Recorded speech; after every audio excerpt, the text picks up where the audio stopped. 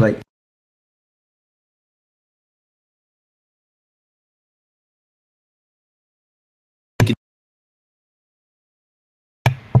Okay, was there green there before? I think, I'm not sure. I think there was, but I'm not sure. Somebody will tell us, but at least he's got it taped. We're working with a professional, because we're a couple of bungling amateurs, as usual. So anyway, yeah, if you missed the first part of this, you can listen to it on Kip's show. And that's the meaning of life. See, that's what I do all the time when I turn the microphone off accidentally. And it does get done a lot, man. But that's the beauty of life. So you were into your conspiracies, and that. What? Give us an example of one of the conspiracies that. Did you believe in interdimensional, interspace entities like lizards? No. Okay. Never. Well, why not? My journey into the conspiratorial world was interesting because predominantly the first person I gravitated towards was Alex Jones. And then through Alex Jones, I got into his Umbrella Corps, which led you to David Icke and all that sort of a thing. Now, there was one strange thing. I gravitated towards the esoteric stuff and the Illuminati, and then through a lot of this, just the bull crap that gets said about Masons and stuff, because they're like, oh, they're all demons eating babies and stuff. And I was in the privileged position to have a dad who was a Mason, so I understood that if he was eating babies and sacrificing them, he was fucking hell of a good at it because nobody knew about it. Right. So I don't know, it was just it allowed me to be skeptic about the skeptic community from very early on. So not only was I open to an alternative view of the world through the alternative media, I was also very early on open to the fact that they were full of shite as well. Through the fact that I knew they were full of shite, because all this bloodlines of the Illuminati pish, when you go and research it and stuff, you can you go and look at the sources of it and stuff, and it's nothing more than fairy tales to keep people on. Dubious. It's just like they've spun a yarn, they've took some truths and they've spun it into this big mythology, bull crap to sell books and keep people chasing their own tails. Yeah, but it's also all these people, they're like, I don't want to be in a glass house throwing stones, but they're like information addicts. And there's always another thing to learn. There's always another bit of information. There's just out of reach. And they think that if they learn enough stuff, it's suddenly going to change their lives and make them feel good. But then, arms and legs, but then you try and go, and tails, and then you try and go out and convince anyone of this stuff, and you'll find that it's almost impossible to convince anyone that you're right. So it's like, it's just a complete dead end for people. I mean, they could go out creating organizations, create charities, non-profits, create a business, invent something, do something that's going to help you and make you more free. But instead, they're always focused outside there on the world and getting the next information. And I know, because I was one. So a real good analogy for that is, and I'm sure we're aware of it, is the rabbit hole, right? Because you could, now a lot of people are familiar with that analogy, but they've never looked at it from the bigger picture. Think of it, and a rabbit hole was down under. So when you fall down the rabbit hole, you're going down, and you never stop spiraling down, because the more rabbit holes you go down and down and down and down. When you learn information, you want this things. For me, like yourself, you want to gravitate towards creating and building and sort of producing and making stuff better for yourself. Saving the world starts with saving yourself. No question. Even when I was talking about like having the balls very early on, no matter how bad I was. I mean, I'd seen my reading skills when I am too many qualifications. So see, when I took to start trying to make my own YouTube clips, my reading skills was very poor. Right. And like this is it took a hell of a fucking pair of balls to put on news articles and try and read them when you couldn't read fucking the majority of the words, right? And I made an absolute fool and tit of myself, but over time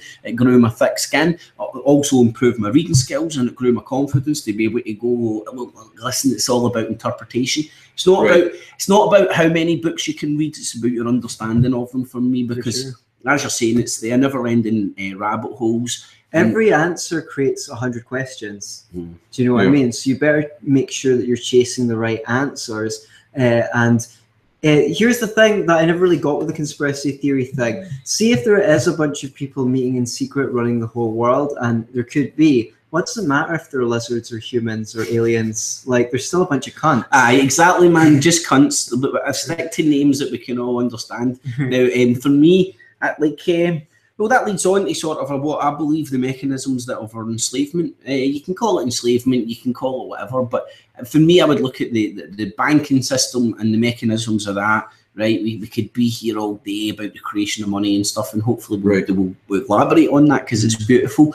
And one of the other mechanisms is Democrascam, because this sounds crazy, somebody coming up and going, kill democracy, it's a scam, because we've never ever been allowed to venture down any other fucking path.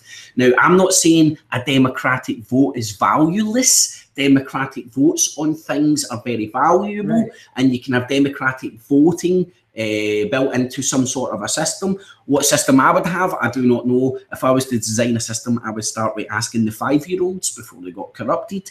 But with regards to Democrascam, and wouldn't you end up with Barney the dinosaur? Exactly, better. Exactly my point, better. Already an improvement by leaps and bounds. The perfectionist fallacy, Tom. Do you know what I mean? With regards to democracy, though, right, we're sold the false fallacy that democracy, and not democratic voting, but democracy, it's the only way, it's fair, because it's rule by majority. We all sit round and it's rule by majority. Go and study the figures. Go and study the figures and see how many people vote for the parties that lead us, and what you'll see is it's rule by minority. So, as I was saying on my channel the other day, I broke down these figures. We'll get about 65 million people in the UK. How many voted for the Conservatives? 13.6, I believe. Go and check out these figures. So all you need to do to enslave the rest of the country, you need 16.6 million house niggers, and then the rest of them are slaves. Right? That's how you can have political political dictatorships in a country under the disguise of democracy. Democrascam is rule by minority. So we need to rethink this, because believe it or not, right, and when I held my own election, on the general election, I went out in the street and I held my own election. Vote us, not them. Democracy's a scam. We need to stop putting our X in their box. And everybody agrees with me. Everybody agrees with me. I couldn't find one person that didn't agree. I would go up, they would see I was talking about the election. They were like, oh my God, shut up, it's coming out my ears. And then the second I told them, don't you agree there isn't one party worth voting for at all? Boom, completely engaged. I spot on, completely agree. Now, a lot of the people had voted, some of them hadn't voted. But one thing they agreed on is all the political parties were the same. There is no difference. And here's the problem with democracy is whatever every party has a package deal.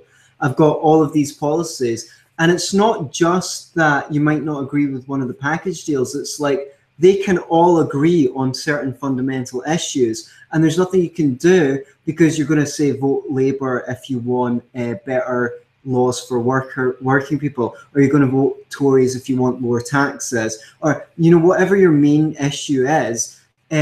You still got to vote for everything else, and the parties can have 100% consensus on what's really important, as long as they keep you debating things like, I don't know, whatever the topic of the day is. Good analogy is they'll never let us debate the block of cheese that's on the table, just the crumbs that fall off. And you've got every it's a pigeonhole. The party political system is an absolute scam, because they've got a party to keep everybody happy, make them feel engaged. Now, this is the route I believe they're going down now with this direct democracy. They're going to start incorporating online voting, especially with the youth and the millennials. And this might, God knows what system they'll go down, but it'll be online voting, and then they'll have proportional representation, which what's going to get sold to is that it's fairer. But what you have under proportional representation is the system unable to make a decision one way or the other. So even if you do get majority rule, they can't go, right, we're taking the ship this way because there's too much debate, there's too much weight of debate.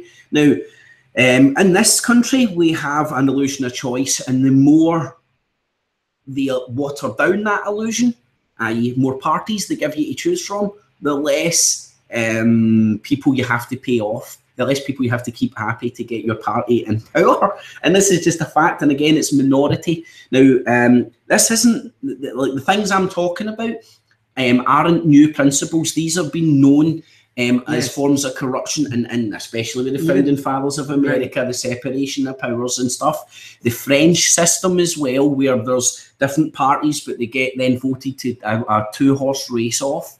right? More fairer than what we've got just now, because you end up with a more natural leader than a watered down bunch of bull crap, in my opinion. But the founding fathers of America, they were very concerned about this, and through most of history, people thought of democracy as dangerous because they saw the logic that a small group of people can hold the rest to ransom. Now, we can take many examples of this, right? Which individual that you find would like to, say, give a farming subsidy to a rich landowner? Almost no one would. But the thing is, the price of, say, the farming subsidy to the average person is maybe £1 a year, if that. So let's just say it was. That's £1 for everyone in Britain, but that rich landowner is getting 64 million when you count up all the contributions. So the people who are paying £1 towards the farming subsidy do not have much incentive to get rid of it. But the person who's benefiting to the tune of 60 million does. And that's why we have a military industrial complex, a pharmaceutical industrial complex. Every one of these, government being in the bed with corporations and big business, exists because the benefits of that to the few are huge, but the cost of it is spread out over the many. And democracy creates a tendency. Democrascam creates a tendency for minorities to loot majorities, and also sometimes for majorities to loot minorities, as you know, with slavery or whatever. So, I mean, look, I would just interject at that point just to say, even if Democrascam, even if it was, I mean, you mentioned that it was, you end up actually with a minority ruling, but even if it was a majority, that's a good point. I mean, even if it was truly a majority government, does the majority, for example, have a right to dictate your sexuality? Right. Does the majority have the right to dictate, how you live your life, where you live, or what job you do? I mean, the majority shouldn't have a right to enforce its will. Should we be able to vote to decide that you're mandated to wear blue socks, not red socks? I don't want people to vote about what kind of socks that I should wear. So why do I want to give them more power over me to vote what kind of healthcare I should receive, what kind of schooling my children should receive, and mandate that? Sorry, do you want to add anything? No, that's precisely where I was going. So I never realised we were on such the same page when it comes to that sort of a philosophy and stuff. But when you boil down to it, and no matter what labels you attach to it, it is like when it's what's in man inherent, and it's the want to be free, and that want to be an individual free with your liberty. I steer away from that because of it. It comes with political connotations nowadays, unfortunately. But like, that's just my personal preference. But like, as we're obviously like witnessing, man, it's the principles I obviously share. For me, that manifested when we take into because democracy, aka the Democrascam, the governments of the numbers that I broke down there were the British numbers recently, the election that just got held. Go and break these numbers down in the French recent elections. Go and look at the proportional hung parliament bullcrap we've got in the lowlands. Go and look at this model getting rung out through Europe, and you'll find it's the exact same. In every country, they're all ruled by the minority. Every single one of them. By no accident, in my humble opinion. I lost my train of thought there. Well, did you not find though, right? So thanks very much. Now it must be catching because you've got me to do it as well. But you find like, okay, let me give you an example of what I'm talking about. I mean, do you find that the people who chunter on the most about Democrascam, right? People go, oh, democracy this, democracy that, democracy that, are the very same people who moan the loudest when democracy throws up something that they disagree with, like, whether it be Brexit, whether it's Remain, whether it's Scottish independence, or if you look at the election that's going on in Ireland in the moment about abortion. Abortion is a good one to bring up, because I don't know one single feminist, I've never met a feminist in my life who would say, well, if the Irish election suddenly decided by majority vote that abortion should be illegal, I don't know one single feminist that would go, well, That's what the majority say, you know, that's democracy, so we'll run with that. They would go, yeah, no. they go, that's mob rule. Yeah, it's like, what do you think democracy is? Exactly. Democracy is mob rule, spot on. And I think it's no analogy as well when you think of mob. He's not talking about mob, he's actually talking about the criminal mob, especially when you go and look at American politics nowadays. It is run by the mob. But it is what we're witnessing just now is like our forms of government, no matter what label they put on it, when you go and break it down, like we are here, it's run by minority, and then when you go and examine the individuals who have bought their way to the top, it's pretty much run by criminal, like literally organised crime right at the top, man. It's kind of scary. Well, you could just argue that government is organised crime. So they're the most successful gang. They do the same thing that a mafia does, which is they come around and say, you pay us a percentage of your income for some protection. You know, it's the most successful protection racket, and it has legitimacy because, well, look. Well, they just call themselves government. You know, if the mafia didn't call themselves the mafia, if they just called themselves government, right, and got people to elect them, then I suppose they'd be legitimate as well. Same thing. People have this idea that people got together and decided to create government because, I don't know, they thought, oh, it's going to be savage in the wild. But what they don't realize is for most of history, government had nothing to do with serving the people and helping the people. For most of history, it was a monarchy, and the purpose of government was to raise an army and try and conquer your neighbors so that you can have a bigger empire and a bigger government. Then somewhere along the line, some kings thought, well, it might be a good idea to, you know, I don't know, help my people a wee bit and stuff like that. And, you know, maybe I'll give them some bread and some circuses and that'll keep them happy. Well, especially if your people had a tendency to bugger off and live under another king's system who might have been better, right? Who might have treated them better. You know? Yeah. So you know, with an open border system where people could just go, do you know what? I don't really like living under this king's rule. He stinks. I'll go and support that other king who actually treats his people better. An incentive for leaders not to be corrupt. Yeah, exactly. Yeah. I remember I remember what I was thinking about before my brain fart. I was talking about with the Democrascam, how they justify it. Now you could go into the legal system where they get their authority from. That's where they've conned people into thinking they can turn up with a stick, hit you over their head and take you away to their jails because somebody says so. But it's consent. The politicians will stand in front of you and say that they rule and they govern and they police by consent.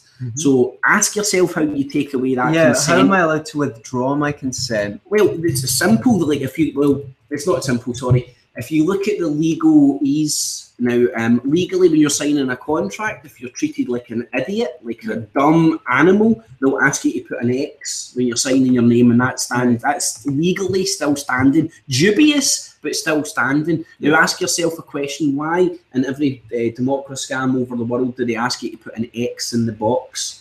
Now, as opposed to any other kind of symbol, as opposed to a tick. Because you know you spoil your ballot if you tick the box. It's only X's. Now this is because of the legalese behind it. Because if you go, this is what I genuinely believe. It's the legal contract that they're creating joinder, and this is how they justify what they're doing, and they grant themselves the authority. Is this legal? Is this this free man on the land stuff? No, it's not free man on the land. This is like if you go and look into a legal dictionary or legal definitions. Idiots are people that can't sign their names, will either put their initials or an X. Now, it has to be witnessed and stuff. Right now, in every Democrascam around the world. So this for me is kind of like the language. Now, I know it's not for everybody and stuff, but before we had the Enigma machine encryption on our computers, whatnot, we had carrier pigeons, we had the people running messages and stuff, and we had to have ways of having hidden ways of communicating and stuff. And the symbols took on not one meaning, not two meaning, a variety of meanings to. So don't get bogged down in it. It's another rabbit hole, but a very valuable puzzle piece for me to understand. There is a language we don't understand. One of them is legalese, and this is the language to speak in court. You would be here all day, but basically it's where they get it's where they give themselves the authority to in court. They claim it from a book, but now it's a bit more ambiguous and stuff. But for example, if I had to say to you, or you say to me, in normal parlance, if I say to you, do you understand? You just think that, I mean, do you? Well, I do. I just mean, do you comprehend what I'm saying? However, in law, that's a very specific thing to say. Do you understand? Yeah, it means literally, I stand under what you say. So if a policeman says, "You're an idiot, do you understand?" and you say, "Yep," you've agreed. You've basically agreed that you're an idiot. And it's this contract thing. So yeah, absolutely. It's like you could boil it down to legalese. It's this contract, the need for a contract which requires a signature. Back in the day, when remember the Great Unwashed is relatively in historical terms. In historical terms, we're not very long educated. We're not educated long in the tooth. So in times gone by, when they had to get us to when they were binding us with legal contracts, and the vast majority of us were illiterate, it was put your X here. Now that's the way the voting system started, right? It's because it's a contract. Right. This is my argument. Now they won't tell you this. Right. But that's how then they stand up and say, well, hold on a second, we can do, doesn't matter if you vote SNP, Conservative, Labour, every time just you go and vote. Just by putting your X on that ballot form, it's your consent. Right. They count you in the box and go, this is how many people are registered to vote. Ask yourself the question, this is for me, why is the government so eager to get you to register to vote? They don't care who you vote for. Then you've contracted with them, so that creates... legitimize these gangsters. So that's the thing. It's like you try and tell people that, well, look, government isn't voluntary. It just, I just woke up one day and the government was there. How am I allowed to? And they say, well, there's a social contract, and you're born into an area and such. Do you know? I've been looking for the social contract for years, and nobody's ever been able to show me one. You the let social us contract see it and sign it? Right. That's my argument. So what?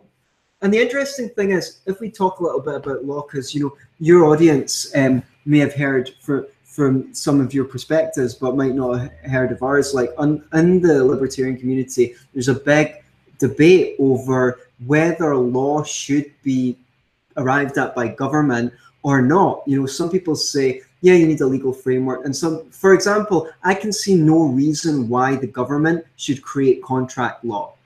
Right? Because the fact that you need to understand a language to sign a contract and know what it means, you need to go to university and study years to actually understand what a contract means. On a free market where you had third-party arbitrators that you could go to draft contracts with you, since they were competing with each other, they would need to make the language as simple as possible. So you didn't need an expert. You didn't need to be an expert in order to be able to understand it. That's how they keep the fees down. But by creating this bureaucratic system where you need 4 or 5 years in university to even understand a contract or to understand the law, they increase the value of that service, the service of being a lawyer, the service of interpreting things. But you think something like, what's a contract about? It's about what you as an individual are obliged to do in order to fulfill your word. You would want to make that as simple. And it's voluntary. Yeah. So this is the trick behind it. This is what I believe. See, ethically speaking, this is how the governments even justify this, because in theory it is all voluntary. Right. And voting is voluntary. Nobody's forcing you to go and put that X in the box. Now, my argument is you're just voting what colour of clown suit you want on. You're still getting a motherfucking clown. So stop participating. Now, people that aren't aware of my channel, stick into my channel, vote us, not them. Also, the real election, it was back in 2015, I'd done the exact same thing. I stood at a ballot box at my flat with a box saying, come and vote in my election, not theirs, explaining the exact same philosophy that I am just now. The cops came up to me and said, you can't call it the real election, you're confusing people. They couldn't stop me doing what I'm doing. Now, seeing this theory as well, we literally could take our ball back. Now, our ball back's our power, our authority, our sovereignty, right? We could do this without having to have one protest, smash one window, kill one person, burn one leaf, just by voting. And if we get that balance of more people coming to our election, I'm not asking anybody to vote for me, far from it, I'm far too crazy, but it's to agree on the singularity, like us can, right here, right now, the way we're chatting right now, we could easily design a better system, so could a 5-year-old, even Barney and stuff, definitely. But what we do agree on is the system is self-serving. It's never going to correct itself. Voting is never going to change things inherently. And by Einstein's definition of insanity, doing the same thing again and expecting something different is insanity. That's what Democrascam is. So my idea is to get more people voting us, not them. Then we can sit down at a table away from the banks and the commercial interests as a genuine people, because believe it or not, people have people's best interests at hearts. Right. We are living, breathing human fucking beings instead of corpses, walking corpses, corporations that actually care about people. And if we put some sort of a system in, what that is, I don't care. We need to sit down and talk about it like adults, but we can and we should. And it's this idea that people need to propagate. This is a very interesting thing, because people think now that the government is responsible for everything, responsible for taking care of the poor and things like that. But what they don't understand is this is not compassion. This destroys community. In the past, people were members of mutual aid societies. They volunteered and did charity. They were a member of the Rotary Club or the Masons. You had... unions didn't just go to the government to lobby. They'd give unemployed members benefits, and they'd help them find jobs. And, you know, there were friendly societies for mutual benefit. 6 million out of 7 million British labourers were members of friendly societies. That means people created community on the horizontal level. They knew the names of their neighbours. Now, if there's ever a problem, people say the government should do something about this. They don't say, someone should do something about that. Oh, wait, I'm someone. Maybe I can get together with some other people and do something about it. They think, oh, it's the government's job. So the government, by taking on responsibilities that used to be the place of community, has destroyed the need for community and atomized society to the point where people don't know their neighbors because they don't need to know their neighbors. And by no accident, I would say. No, absolutely not. You know, it's just Margaret Thatcher done it by design. She came in and you might not agree with the communities that were prior to Margaret Thatcher, but you can definitely say there was community there. She came in with our right to buy scheme and turned the poor against the poorer, created a divide within that pigeonhole. That's what I genuinely see, man, because like, were you not, I don't know, people that grew up in Scotland and witnessed this, then you used to have a council estate and everybody on there was singing from the same hymn sheet. Margaret Thatcher came and said right to buy, so then what, 25% of the Mr. and Mrs. Smiths then got a mortgage and then could get loans, more debt for that mortgage to then do up their house and bling it up, and then it was no longer any uniformity. And there was that sense of we're all in it together gone. So then, like as Antony was saying there, the sense of community and even the sense of justice within the community, the sense that the community can police itself, all forms of things just gone out the window. And that was a general erosion done by Margaret Thatcher, who was the cock-whorer fucking Reagan, as well, man, who was over in America doing similar stuff to the political landscape over there, definitely. Anything to say to that, Antony? Well, I just, I was going to actually ask if you wanted to move on to the next topic, because you wanted to talk about the Grenfell Towers thing. And this is one where actually community came out in force. The amount of compassion that was pouring into Tinder? Yeah, the amount of compassion. You can tell what he was doing before we started. Well, I like it's the wish was father to the thought. I like that you can swipe with one hand. So anyway, the community was out in force on Twitter and Facebook. People came along to donate food, clothing. People were saying, I've got a flat with a couch that people can sleep on if they need one to sleep on. So first of all, do you want to break down for our American audience basically what happened with the Grenfell Towers thing? Well, let's start possibly with, if we can, what we know of facts, or trying to be factual as we possibly, just to start with at least. What do we know? Well, I stay in one of these big stinking block of flats, right? Okay. So they were made in the end of the 60s, early 70s, and when they were done up, a good way of explaining them were prefabbed concrete boxes stacked on each other. Different ones had different constructions. Smaller, skinnier ones had one stairwell, other ones had two stairwells. So kind of what you would call a project in America. Project fucking hen house stacked up on each other. Horrible things. And then more recently, plus they were packed with asbestos as well, which makes them a nightmare, like bringing them down because they're all in high built up areas. So you can't just come along with a big stick of dynamite. So there's lots of things. Asbestos will go into the air and people will be breathing. Yeah, just like after the Twin Towers. Right. So I stayed in these blocks now for 5 years. For over 5 years, about 7 years now actually. It's been 5 years for 2 years, that makes 7. So my blocks have got done up in that time as well. But long story short, so they were insulating them to make them more energy efficient and stuff. Down in Grenfell and in other tower blocks, some in Western Bartonshire. The Theresa May this morning on PMQs confirmed more. She said 3 definite towers have been confirmed with flammable material that's used to insulate them. Okay. Thank God my building hasn't got panels put on it. It's got more of a brick rendering. And as synchronicities would have it, maybe about 6 weeks ago, there was a fire on the outside of my block. A couch went on fire, and thank fuck I didn't have flammable panels because it would have went up. Okay. And if those panels caught, like the exact, like everybody would have seen on the video, they basically took a hump of concrete, and to insulate that concrete, they covered it in flammable stuff. And then a bit of flammable stuff at the very bottom caught fire, and it went all around the whole building. It was home to 600 residents. Quite right now, they're saying 80 confirmed dead, 100 odd still missing.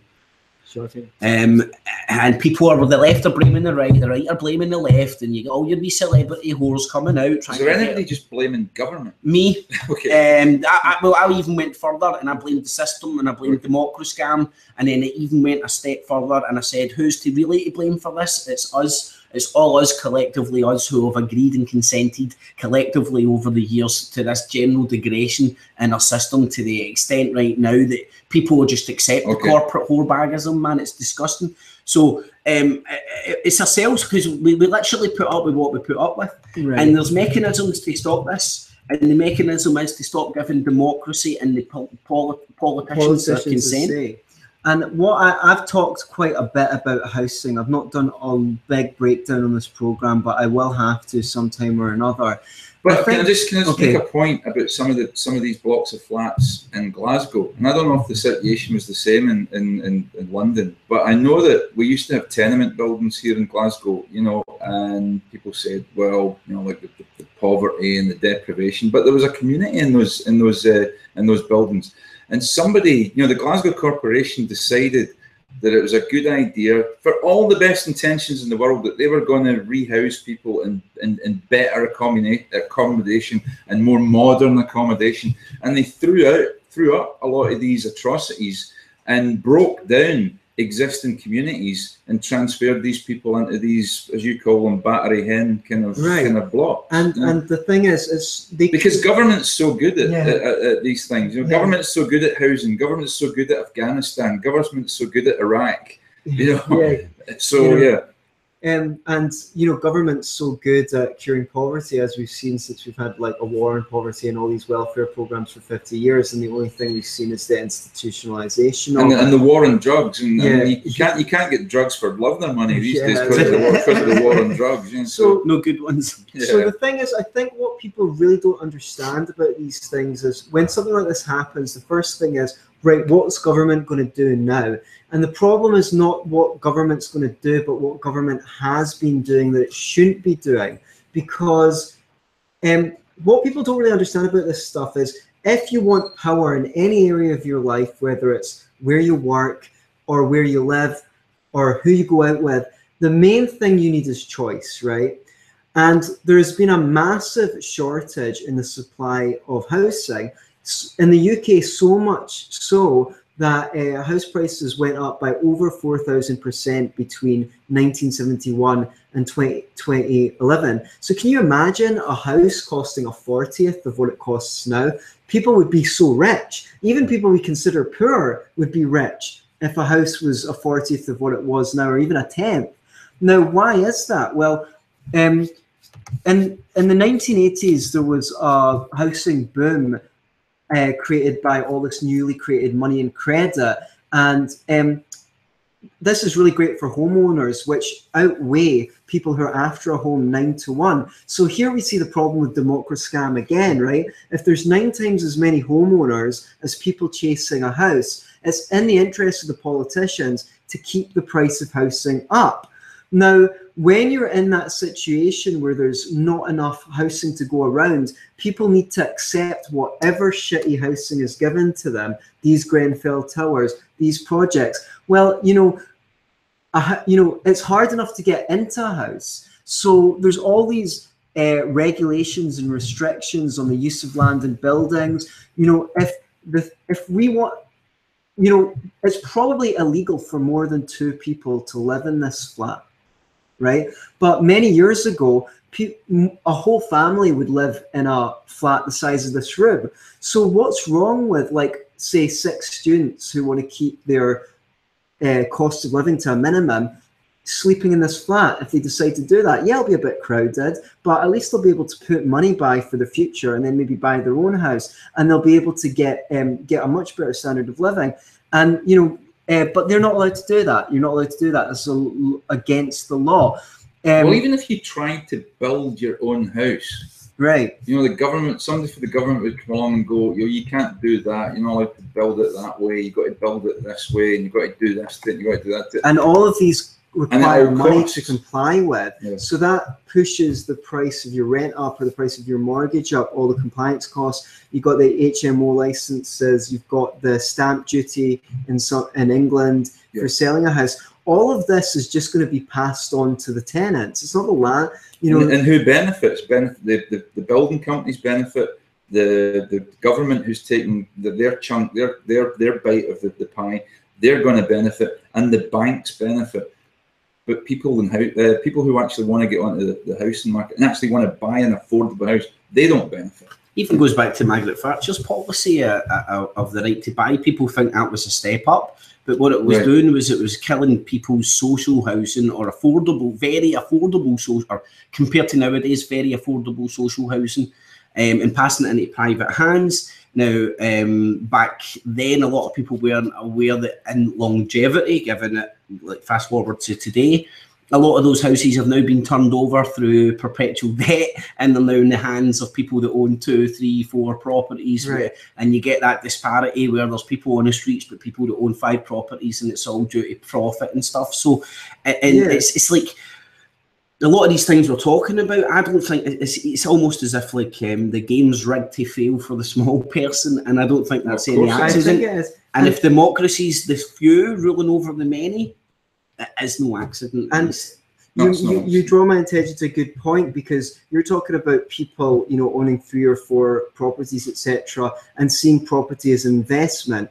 But property was never meant to be an asset. Property is a liability. Why? Because if I buy a flat, I need to upkeep it. I need, you know, to make repairs and things like that. An asset was meant to be something like a gold mine or shares in a business, something that provides you as a profit. Now, on a free market, a house is a depreciating asset, if anything. Like you know, when you buy a car, it immediately reduces in value because it's not first-hand anymore. A property should be kind of like that, but it's only like that in a situation where if there's not enough housing, someone can go out and build more. At the moment, there's only 2 or 3 companies allowed to actually build houses, and that turns something into an investment. Now, all those people who are investing in property, if the government wasn't printing money all the time, could just put it in a bank, who would then lend it out to business owners. And that would actually improve the economy, because it would go to people who were providing goods and services. Maybe this guy's got an invention. Instead of investing in a property, I'll invest in his business. And this invention, I don't know, maybe it's a cooker that cooks eggs in 3 minutes instead of 4 and saves millions of hours of people's lives. Yeah, it saves millions of hours of people's lives because they don't need to wait.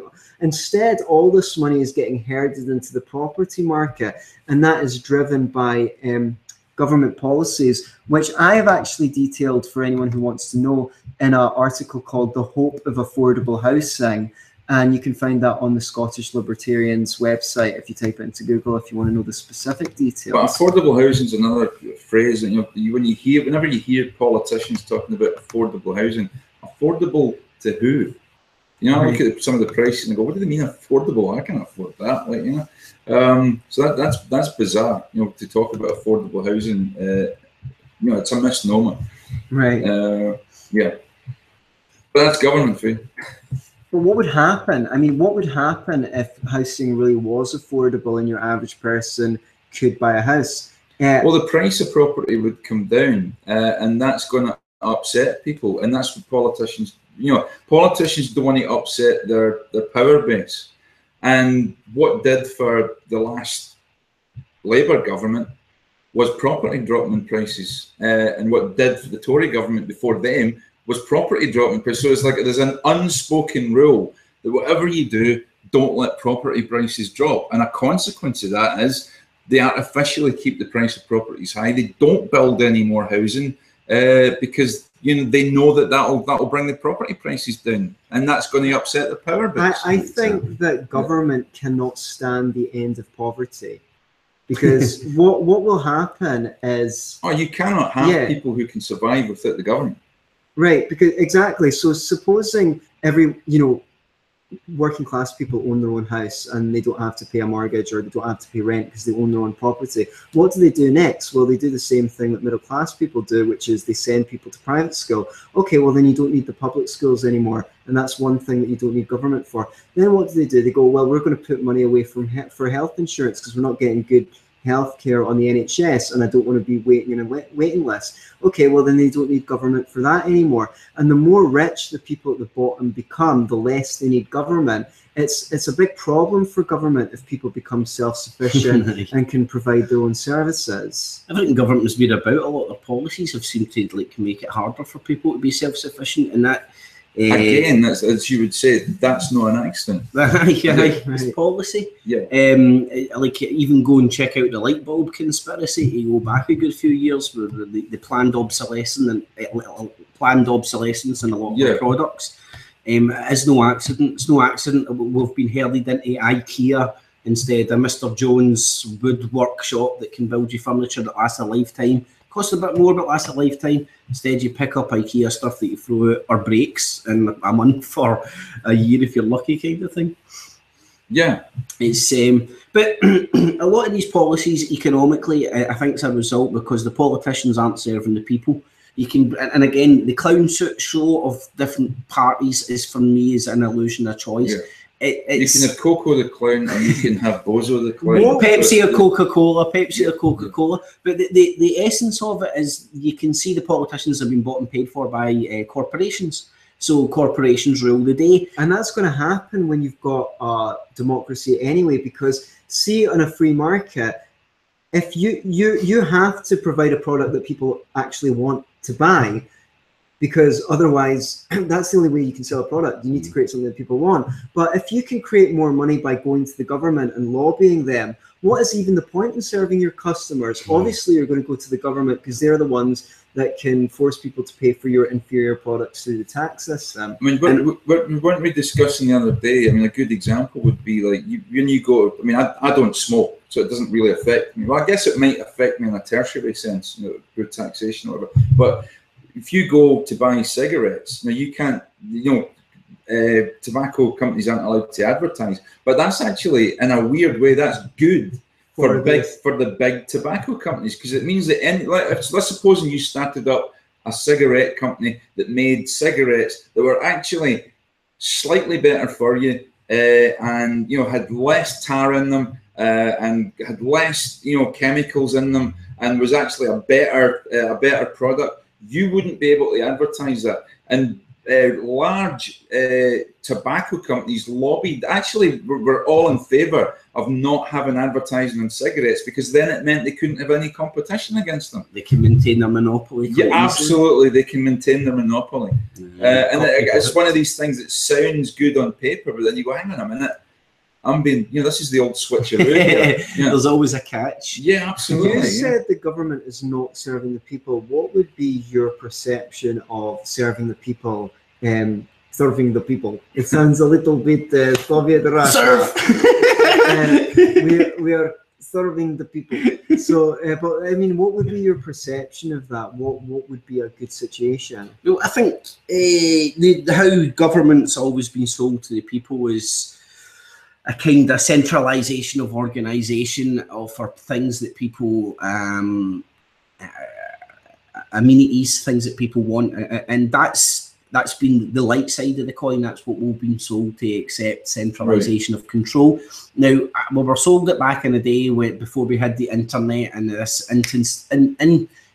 instant communication that we've got now, which to me, I think that pretty much makes government irrelevant, because you no longer need centralisation to have functional organisations that people want. This could all be done, like Antony said before, by the people, for the people. Now, hate to sound that way, but it does make sense, and it can and has been done in the past. I like a lot of the Facebook memes and stuff that you get out there, and it shows you pictures of America prior to the income tax being introduced. And thank feck that's still kind of in living memory to some people, because that's something to grasp onto. The government that was set up for the people didn't include income tax. That's no accident. And it showed you all these lovely streets and all the lovely people going about and stuff, and like, there was a road and a carriage, and it was like, who built the roads? Because that's obviously the argument they use for income tax and stuff. But government, I think, not only to sort of deliver stuff that people want, but now, we all know the free markets aren't free. It's controlled markets. You're either in the club or you're not. It's a free market wouldn't require fucking rules and regulations. It's an oxymoron.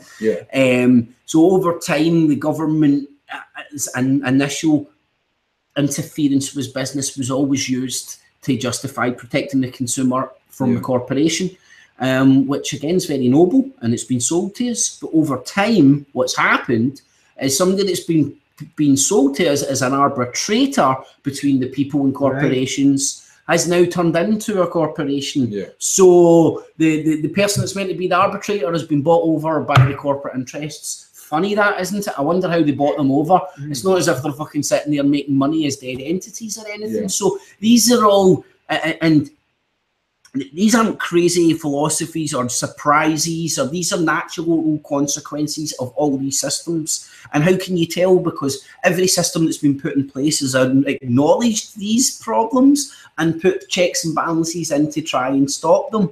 And now we live in a day and age where people don't even acknowledge the problems. They don't know that. You'd think, since we live in a democracy, like I put out a video years ago before we had this podcast called Why Government Can Never Work, or Why Government Will Never Work. And it's about 26 minutes long, and it had most of the arguments I could think of. And I was like, at the end, I was like, right, see if these arguments are easy to get rid of. Why hasn't everyone been educated in them? Because we live in a democracy. We need to know what the scary things about government is and what the problems with the system is. So if there's pitfalls, people know where the pitfalls are, and we can walk around them. We can get a stronger democracy. For example, the one that we had earlier on about concentrated benefits but diffuse costs, or the fact that you don't want people to vote on what color socks you would like to wear, or it's a sick joke, but it makes the point very poignantly. 9 out of 10 people enjoy gang rape, right? That's kind of an un-PC thing to say. But it's a horrible joke, but it illustrates one of the problems with democracy, which is that 9 people can gang up on 1. So the thing is, look what's happened in Scotland as well, because we're living in a dictatorship. We used to have, because what you're talking about is recognising, one of the things, and it's very simplistic, is separation of power. Because too much power concentrated in one place leads to too much corruption, because man is corrupt. We need systems that understand man's corruption, not ignore it. We stay in a system now that we pretend that Captain Planet's in charge and nobody's corrupt, but that isn't true. So you need separations of powers, right? You could go into the writings of this for the French Revolution and the American Revolution. They understood the separation of powers and why it was important. And we're moving away from that. And here in Scotland, we used to have separation of powers within the police force, which would obviously keep police, I say obviously, but there would be some incentive to stop corruption within police force. Now we've got one super dictatorship police force with a one department that investigates police corruption. appointed by the SNP, who's a one-party dictatorship up here in Scotland. Yeah. We stay in a dictatorship up here in Scotland. And I speak to some people who are engaging with, let's say, the government services and stuff. And the separation of power, the concept of that not only is true within government, it's also true within branches of government. Yeah. And it's there for a reason. It means that one, let's say somebody just hates you for whatever rhyme or reason and they end up in a position of power. If there is no separation of power, they could literally just go in and change a dot, a T, dot, an I, do something and kill you, right? It's putting too much power in one place, concentrating in one place is bad. Yeah. And now what's happened in this country is the police are talking to the social services are talking to Glasgow Housing Association, which isn't as good as council houses, because you used to get a council house for life, which made that you felt fucking comfortable. Now you get a Glasgow Housing Association house, which comes with all forms of small print bullcrap that can kick you out, but barrage you with threats and stuff. It's a real change in the attitude, and again, it's handing the power to the state, and which is bought and paid for by corporations, and away from the people, which used to be represented in a better sense with the council and stuff. So it's all getting weighed up to this corporatization and the powers, and we're witnessing the erosion of very simple things that were put in even the system of government I don't agree with. I don't agree with that system of government, but there was even the people that created that system of government understood they couldn't get away with it without the people seeing that there was a separation of power. If they said that there was one person in charge of the whole police force, and that whole police force was in charge with one political party, and they all investigated each other, that is a dictatorship. I'm sorry. And then when you look at the SNP policies, they want to get your kids to vote at 16, but they want you to have a state-appointed nanny until you're the age of 18. This is Orwellian Wonderland crazy stuff, where they're brainwashing the kids into a political ideology using William Wallace, Braveheart, and all these memes and stuff, where there's people marching to a political tune because of a saltire. And they don't even think, what does this political party think to do? What policies do they support?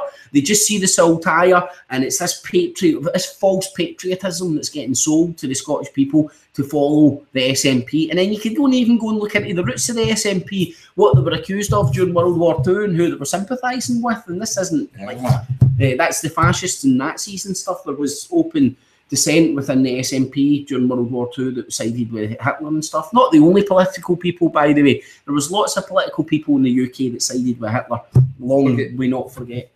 I would just need to make a caveat here. The Scottish National Party didn't exist per se during World War II, but there were what you might call nationalist sympathisers who were, I would say, more favourable towards Nazi Germany than they were towards. Yeah, there was a few people. There wasn't, to my knowledge, a lot of them, but there were some. There were some Welsh nationalists as well who lit bonfires up in mountains to guide German bombers into London and things like that. But there was very few of them. But yeah, but that was, and I know that the Germans did put agents into Scotland to try and make contact with Scottish nationalists. Again, not members of the SNP, because the SNP didn't exist as a political party at that time, but nationalistic Scots to try and make contact with them and try and get them on board. But it was largely unsuccessful. But there were a few people who were sort of Germanocentric. And they still are. You know, that's why the SNP is pro-EU. Right. Well, I've got one more question for you before we go to the comments and see if anyone else has got a question for you. We saw Jeremy Corbyn this week call for... We saw you. We saw you, motherfucker. Basically call for the homes that, or the houses that aren't being lived in by investors to basically be taken off them by the government temporarily and given over to housing the victims of this tower disaster. I'm just wondering what your perspective on that proposal is, because I know what mine is. Well, first and foremost, it's typical politicians using and capitalising horrible events for political capital. So Again, they use something that like you need a black Jeremy Corbyn's a capitalist. he's a political socialist who's capitalising. Okay. And capitalism has got nothing to do with capitalism, it's to do with money capital. But anyway, Corbyn is like all these scumbag politicians, in my humble opinion, of all preferences, every single one of them. I don't define between any of them. Okay. They're all equally scumbags, in my humble opinion. I really do believe that. They're trying to capitalise this, and that's a politician's job, right? For me, that isn't real. That's politics. That's why I'm anti-political.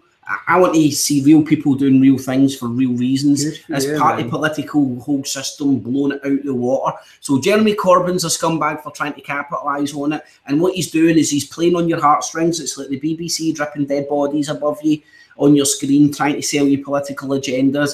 And the inference is like you want these people to live in the streets if you don't agree with this sort of a policy. Because what this is doing is he's using this to really swing the political consensus in this country to a political way, and he's using people's deaths to do it, which I don't agree on. Okay. So yeah, I think these empty houses and stuff have to be addressed. I can agree with that sentiment. There's more sensible ways of doing it. To then marry it to this Grenfell thing, so on and so forth. What I say is kick the Queen out for a couple of months.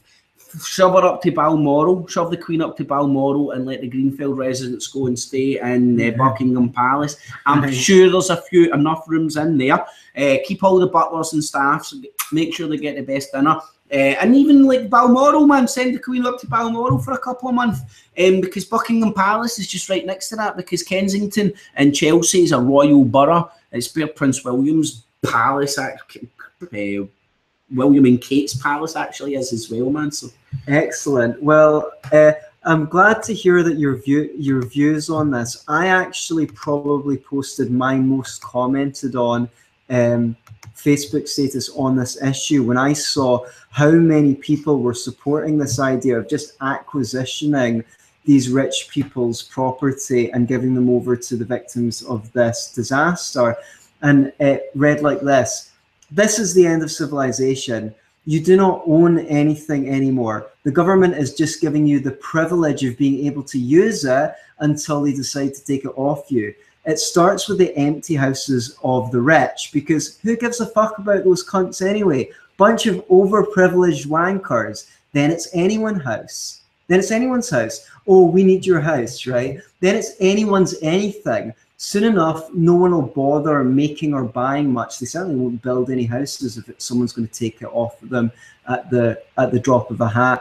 What's the point in making stuff if at any point you've got no guarantee that the government, the entity which is meant to be protecting your property, can just take it off you?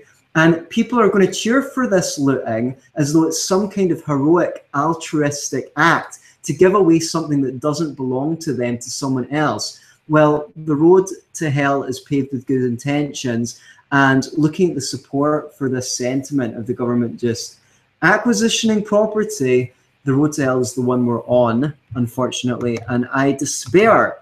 So let us know what you think. Is it a good thing to acquisition the empty property of speculators? I mean, they are just speculators, right? I actually think that the speculators are the flies surrounding the shit. They're not, do you know what I mean? The flies are not the problem. The fact that you've left dog shit on the floor is the problem. The problem's been created by the supply shortage of housing, and that's turned housing that shouldn't be into an asset. So let's just see if anyone's left us a question and to put to you. I know someone did. Dylan Fearns, I think it's Fearns, it might be Fearns. Is he one of your long-standing fans? No, I don't know that name, to be honest. Dylan Fearns. He asks, how do we as libertarians promote community? Do you want to go first, Tam, because you've not spoken for a while? Well, I don't know, how do you promote community? I think it's a natural human thing. I think if you've read any Hans Hermann Hoppe, he makes the conjecture that a libertarian society would be perforce more communitarian. You'd have to be. In the absence of government, you've got to find ways of getting on with your neighbour. You've got to find ways of interacting with them. You've got to find ways of doing what's mutually beneficial. for you, your neighbour, your family. So I think I don't think you need to really. You think it would spring naturally if government stops doing things that community is meant to do?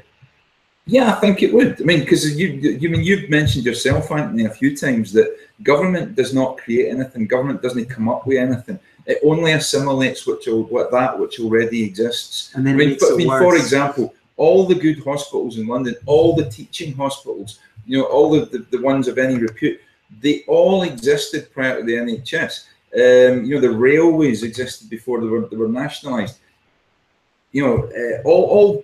All the things that we credit government with, government doesn't actually invent.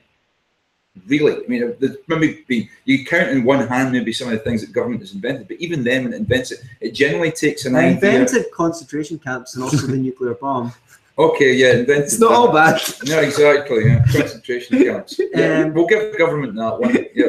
What do you think, Kip? How do liberty-minded people create community? How does anybody? Well, it's simple in a sense. It's making people feel part of it. What the reason communities are eroding, or even because that's one thing that's definitely eroding in this modern society. People are becoming more insular and disconnected, especially with the people directly around them.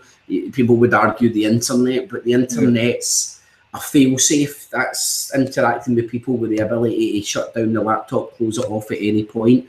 So it's making actually people more scared to interact with people in real life. So the internet is a great tool as it is. Never forget that there's nothing actually quite like sitting down, and chatting to people and stuff. I mean, we wouldn't know each other if it wasn't for the internet, but thanks to that, we're actually meeting in person. And I think could actually make one more point as well, just in that, because it never occurred to me, but the way you return community people and make people more communitarian is you give them back ownership. The first thing you give them back ownership is of themselves and their own lives. You give people back ownership of themselves and say, look, it's your life, it's your decision, you get on with it. Once you have that, then they have ownership. You know yourself. If people feel that they own something, if they feel that it's theirs, if they feel it belongs to them, they tend to look after it better than if they don't feel any connection or any ownership with it. So I would just add that the public park, as opposed to the green space in your communal owned building, which you're partly responsible for that. As soon as something is forced, it's not community. You can't have forced community. So the thing is, in a practical level, I think it's really important to put the laptop off and get out the house. We have these Scottish libertarian meetups. We have one in Edinburgh and one in Glasgow at least once a week. And we encourage people to get off the computer and come out and meet in person. The more you can feel your power, the more you can be around people who have similar values to you. You can go out and do things. We've got a friend in the Scottish Libertarian Party, Stephen McNamara, who got involved in a charity and was thinking of renaming it Libertarians in Action, and going out and helping people, doing charity work with the title Libertarian attached to it, to show that the neighborhood, we can help one another. We can create this community. Put your heads together. It needs to be voluntary. You need to find people. Don't just hang around people who've got a similar personality to you, which most of us do. You want people to compliment you so that you grow as a person. I mean, I didn't swear as much before I met Tam, but he's, really influenced me and brought me out of my shell. I've made him more polite. So, we're both learning. I think also, it's an old cliche, but you can't necessarily change the world, but you can change your world. Right. It starts with you. It starts with maybe that neighbour that you don't like very much. You could maybe be nicer to them. That wife that you've been married to for 20 years and you don't really love her anymore. How about just being nicer to her? Your kids that you actually can't stand very much, be nicer to them. Learn qualities that you would like other people to show and demonstrate them to the world, so people can learn from your superior influence. Lead by example. Right. Yeah. The race is long, and in the end, it's only with yourself. So what I feel is like a lot of the advertisers and the Illuminati, the control system and stuff, they use that natural human energy spirit of competing and against us and get us competing in the rat race to turn that hamster wheel a wee bit quicker, a wee bit faster for them. So when you're turning the hamster wheel, turn it for yourself. So when you're competing, compete for yourself for the right reasons and for positive outcomes, rather than competing with X, Y, and Z in the workplace to turn the hamster wheel a wee bit more for Mr. McDonald's. Compete with yourself. See, I want to learn, I want to improve, I want to learn how to do this, to make money, to live, to survive, be self-sufficient, stand on my own 2 feet, make my own decisions as much as I can, be possibly as independent as I possibly can. So, like, it's great reflecting and inflecting on yourself, and like I use that inner dialogue with yourself as a way to like compete with myself, edge myself on. Give myself moral boosts when I need it, be my own captain. Because nobody else is going to do it, and otherwise, like with all this bullcrap, it's very easy to slip into this black hole of despair. It's very easy, man, because there's so much shite out there, and it's very hard to be despairing when you're making a difference. Like when you're actually doing stuff and you're seeing the results of your actions in the world, it's hard to continue despairing. I just wanted to respond to one point from Blazing Stars, who has said, great interview, guys. Thank you. I'm so glad that you've enjoyed it. He said, feminism brought in 2 wage earners, so it increased the house prices twofold to what they should be. I just want to say, although there is an element of truth to that, it's only a half truth, because prices are determined by supply and demand. So even if feminism led to more people having a 2-income household, and therefore they could pay more for housing and have to compete on a free market where anyone can build housing anytime they want, that would still create a boom in supply, which would bring the houses back to the normal level. That is not sufficient to drive housing prices up. Only a restriction in the supply of housing can create the levels of increase in the prices. But what it certainly did do was create another class of people that the government could tax. That's when women were housewives, they weren't getting taxed, and the government can't have that. So what it's got to do is get your ass out to work, so that it can tax you, so that then you have to give your kids to a nanny. Who's also getting taxed. Like, and eventually they'll get around to being able to tax your kids somehow. It also goes back to the killing the community, because the first community, the first homestead is your house. And your house should always, I don't know, my feeling, and it's not even a male-female thing, but there should be a house manned by a member of the family 24/7, and the kids should be out playing on the street.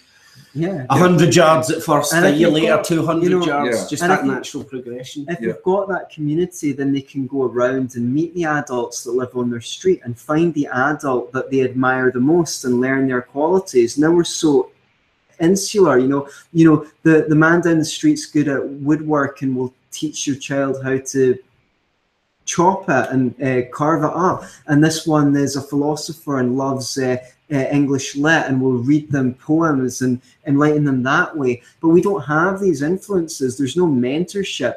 A lot of people grow old without growing wise, and this is a very sad situation. Idiocracy is a documentary. That's right. We should really I will wrap up now, but I have to say that I've loved having you on the show, Craig. I'm sure it won't be the last time. You're extraordinarily articulate, and do you want to give people your critical details? Cips clips on the YouTube, so just CIPS, as in conceived in prison, clips on the YouTube. You'll get 2 channels. For the live shows, it's the one with 4,000 odd subs. The other one's more or less a mirror. So make sure you sub to both of them. Live shows on a Tuesday, not the InfoWars Nightly News. It's the original and one and only alternative look at the alternative media. Skeptical about the skeptics, and watch the motherfucking Watchmen, because somebody's got to do it. And then on a Friday, See Through the Fear Porn Friday, where it's an open hangout. Everybody's welcome. No topic off the table. It's we approach everything with a bit of a tongue-in-cheek humour as well. So everybody's welcome. And there's a good bunch there of people that break it all down, and Antony and Tom's welcome at any point as well on a Friday. So See Through the Fear Porn Friday. Until then, you at home, be libertarians. Don't be a lefty. And don't be a dick. Catchies! That's